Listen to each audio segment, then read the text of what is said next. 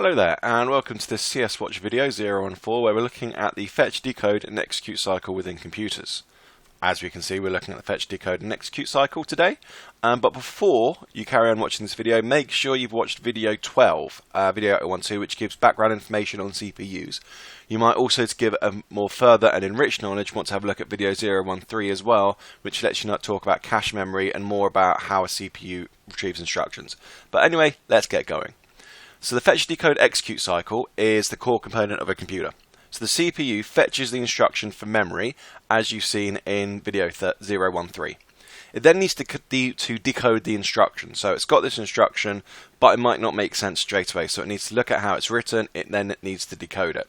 At which point then it needs to execute the instruction. So it's fetched the instruction from the memory, wherever it might be, in the cache memory or from main memory. It needs to decode what the instruction is, and then it needs to execute it. It repeats this process in a cycle, hence the name Fetch, Decode and Execute cycle. So this is it in action, and we're going to have some fantastic transitions in this, I promise you. So we can see here that first of all, fetch goes to decode. So it fetches it from the main memory, and then it needs to decode it. And once it decodes it, it needs to execute it, and then after it executes it, it then fetches and gets the next instruction in a cycle. This keeps going on and on and on. And as I mentioned in other computers, other videos, that this keeps happening in a cycle, and it just keeps happening and keep happening and keep happening.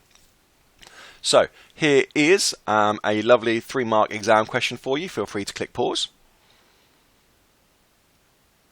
And now let's have a look at some answers. And there we have it. I hope this video has been helpful for you. A nice quick look at the Fetch, Decode, Execute cycle.